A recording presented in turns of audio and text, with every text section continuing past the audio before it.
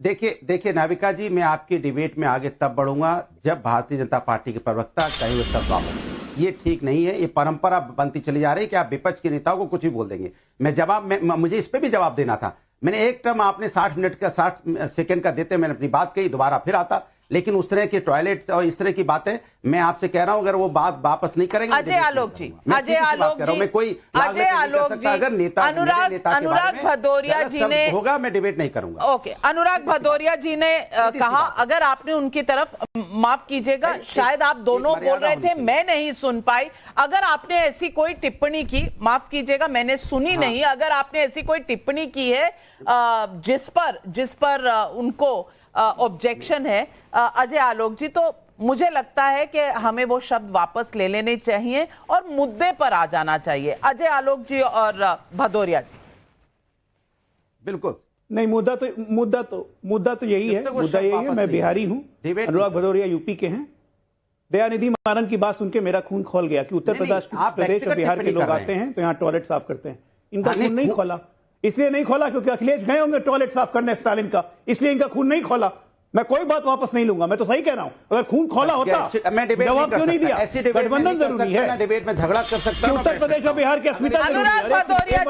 अनुराग भदौरिया जी जवाब दीजिए आप कि आपने दयानिधि मारन जी के उस पर क्यों नहीं कहा? ये एग्जाम्पल रखा है, उन्होंने आपको कुछ नहीं कहा है। माइक लगा लीजिए, आपकी आवाज नहीं आ रही। सैंपल नहीं है नाविका जी, सैंपल नहीं है, सुन लीजिए। इस तरह की मैं किसी नेता के बारे में कभी गलत शब्दों का इस्तेमाल नहीं करता, क्योंकि एक जो लीडर होता है वो संवैधानिक, चलिए अखिलेश जी के, वो संवैधानिक मैं मानती हूँ। आज इस तरह की भाषा का इस्तेमाल आप इसको इंडोर्स कर रहे हो। नहीं, मैं बिल्कुल इंडोर्स नहीं करती, और मैं चाहूंगी अजय आलोक जी नहीं कर सकता, नहीं कर सकता। अजय आलोक जी, एक मिनट, अजय आलोक जी, मैं आपसे दरखास्त करूंगी कि आप अखिलेश जी का नाम ना ले, वो सम्मानित पूर्व मुख्यमंत्री हैं, लेकिन आप उत्तर प्रदेश के बारे में, उत्तर प्रदेश के लोगों के बारे में कहें, वही बात कहें, तो मैं अनुराग भदौरिया जी से पूरे जवाब लूंगी। अजय आलोक जी, मुझे लगता है अखिलेश यादव जी का नाम ना ले, अच्छा नहीं लगता। हम इस तरह की डिबेट नहीं कर सकते। मैंने क्या बोला, लेकिन अनुराग भदौरिया की समझ में दिक्कत है, तो मेरी प्रॉब्लम नहीं है। नविका जी उनको बोलिए सुनने, प्रॉब्लम क्या है ना कि सिर्फ अपना बोलते रहते हैं, दूसरे को सुनते नहीं। बोलना शुरू कर दूं, उनको बोलिए सुनने।